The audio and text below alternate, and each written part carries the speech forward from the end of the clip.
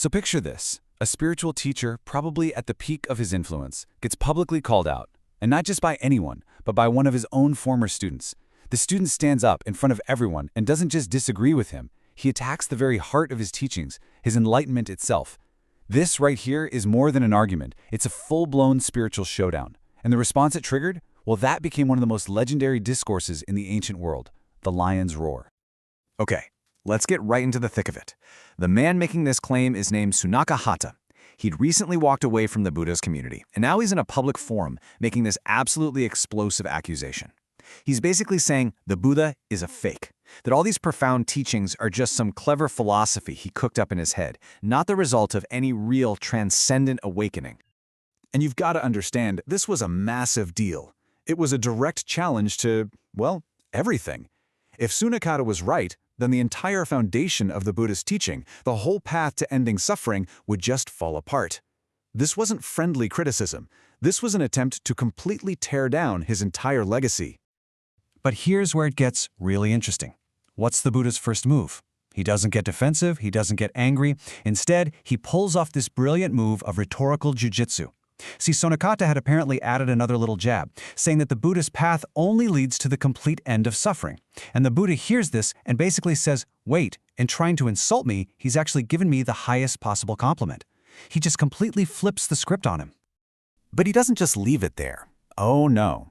After neatly sidestepping that first attack, the Buddha decides it's time to unleash what's called his lion's roar.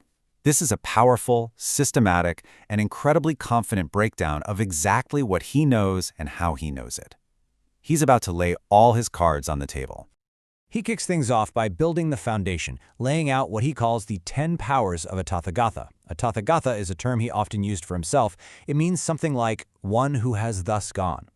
And when we say powers, don't think superpowers. It's more like 10 distinct categories of profound, unshakable knowledge.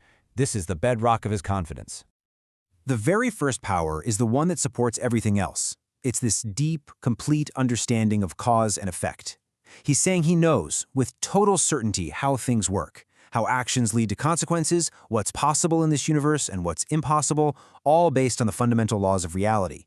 It's not magic. It's like having the source code for the universe.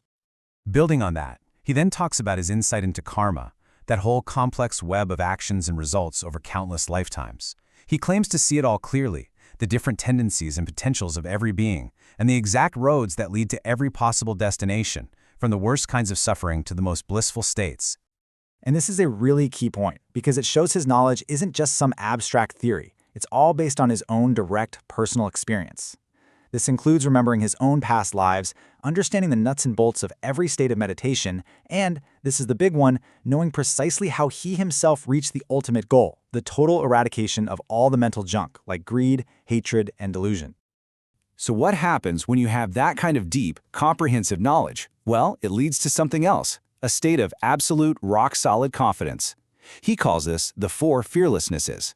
These are the 4 things he is so sure about that he can stand in any crowd and deliver a lion's roar without a hint of doubt.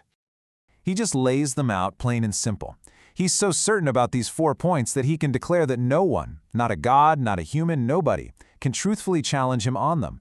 Now, that might sound arrogant, but from his perspective, it's just a statement of fact, the kind of certainty that comes from seeing reality exactly as it is. Okay, so he's established his credentials, if you will. Now he's going to use that knowledge to paint a picture for us. He describes the 5 main destinies you can end up in, not as some abstract ideas, but as real outcomes of your actions. And he uses these incredibly vivid metaphors to do it. For anyone whose life is driven by hate, cruelty, and just plain ill will, the path leads here. The image is brutal, a state of constant, agonizing pain that's as real and inescapable as if you'd fallen into a pit of burning hot coals. And for those who live in a fog of delusion, guided only by instinct without any moral compass, their path leads to the animal realm. Again, the metaphor is stark, a life of filth and degradation, just struggling to survive like being stuck in a cesspool. This is the destination for those who are just consumed by endless craving and greed. An image he uses is just perfect, isn't it? It's a state of constant frustration. You're always wanting, always needing, but the relief you find is as flimsy and unsatisfying as the patchy shade from a dying tree. Then he describes our world, the human realm. And he calls it a place of relative comfort. Yeah, there's pain, for sure, but there's also joy and, most importantly, opportunity. It's like finding a healthy tree with deep, cool shade, a place where you can actually rest, think, and make a conscious choice to find a better way. Now, for those who live with kindness, generosity, and virtue, the path leads to the heavenly realms. This is a destiny of long-lasting pleasure, peace, and bliss. He describes it as being like kicking back on a plush sofa in a beautiful, safe palace. And then, finally, there's the ultimate destination, Nibbana. He describes it not as another place, but as a state of total peace and freedom. It's the happiness that comes from finally putting out the fires of greed, hatred, and delusion. It's as refreshing and final as a traveler, exhausted from the heat, finally sinking into a cool, clear pond. So you might be thinking, okay, that's a nice map, but how does he know his path to that cool pond is the right one? Especially since Sanakata accused him of just making it up. Well, to answer that, the Buddha goes into detail about all the other paths he tried and why they failed. He gives a blow-by-blow account of the years he spent as an extreme ascetic. He makes it absolutely clear that his famous middle way wasn't some easy compromise he dreamed up. It was the hard-won conclusion he came to only after pushing his own body and mind to their absolute limits. This wisdom wasn't cheap. It was paid for through incredible personal hardship. I mean, just listen to some of the things he did. He fasted until he was so thin his stomach touched his spine. He wore rough, scratchy clothes made of hair. He slept on beds of thorns. He lived in graveyards, meditating among corpses. He pushed his body and mind through every kind of self-torture you can imagine, only to realize that it led nowhere but to the edge of death. It didn't bring wisdom. So, after laying out what he knows, the map of existence it reveals, and all the dead-end roads he personally explored to find the right path, the Buddha brings this whole epic discourse to its powerful conclusion. And this is his final, incredible statement. Remember, he's 80 years old at this point. He says that even if his body were so weak that he had to be carried around on a stretcher, his mind, his wisdom, his clarity would be totally unchanged.